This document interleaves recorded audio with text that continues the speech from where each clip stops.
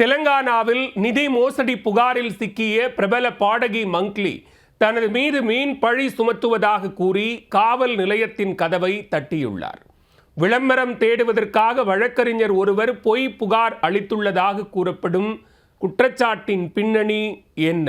கணீர் குரலில் தன்னுடைய துள்ளலான பாடல் மூலமாக தெலுங்கு திரையுலகில் கொடிக்கட்டி பறந்து வருபவர்தான் மங்கிலி. இவரின் பாடலுக்காகவே படங்கள் ஓடியதால் முன்னணி பாடகர்களின் வரிசையில் முக்கிய இடம் பிடித்துள்ளார்.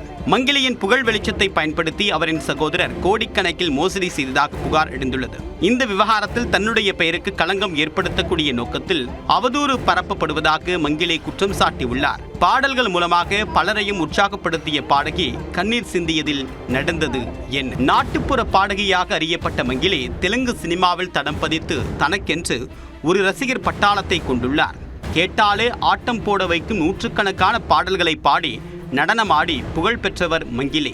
இவரின் சமூக வலைதள பக்கங்களை ஏராளமானோர் பின்தொடர்கின்றனர். மங்கிலியின் பெயரை பயன்படுத்தி அவருடைய சகோதரர் சிவா என்பவர் நிதி நிறுவனம் தொடங்கியுள்ளார். தனது நண்பர்களுடன் சேர்ந்து இந்த நிறுவனத்தை ஹைதராபாத்தில் நிர்வகித்து வந்துள்ளார். நிதி நிறுவனத்தில் முதலீடு செய்தால் அதிக வட்டி கொடுப்பதாக ஆசை வார்த்தை கூறி விளம்பரம் செய்துள்ளனர்.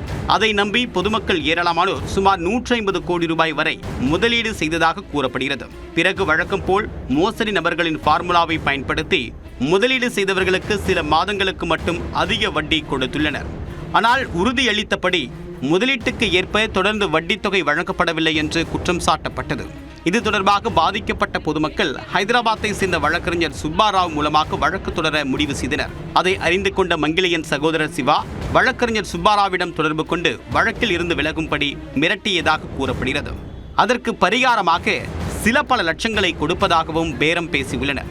இது தொடர்பாக வழக்கறிஞர் சுப்பாராவ் பாதிக்கப்பட்டவர்களுடன் சென்று பஞ்சகுட்டா காவல் நிலையத்தில் புகார் அளித்துள்ளார். அதில் 150 கோடி ரூபாய் வரை நடைபெற்ற மெகா மோசடியில் இதுவரை 10 கோடி ரூபாய் வரை பணத்தை இழந்த பொதுமக்கள் புகார் அளித்ததாக சுப்பாராவ் கூறியுள்ளார். எனவே நிறுவன உரிமையாளர்கள் சிவா, மங்கிலி உள்ளிட்டோர் மீது உரிய நடவடிக்கை எடுக்க வேண்டும் என்று கோரியுள்ளார். முன்னதாக புகார் அளிக்க காவல் நிலையம் சென்ற வழக்கறிஞர் சுப்பாராவிடம் போலீசார் ட்ரங்க் அண்ட் டிரைவ் சோதனை நடத்தியது பெரும் பரபரப்பை ஏற்படுத்தியது.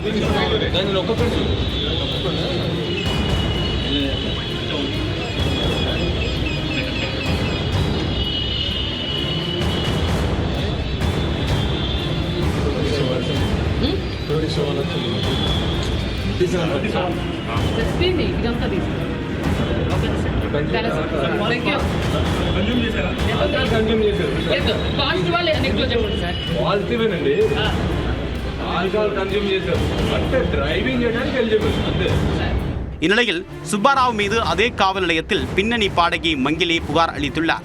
அதில் நிதி நிறுவனத்திற்கும் தனக்கும் எந்தவிதமான சம்பந்தமும் இல்லை என்று தெரிவித்துள்ளார்.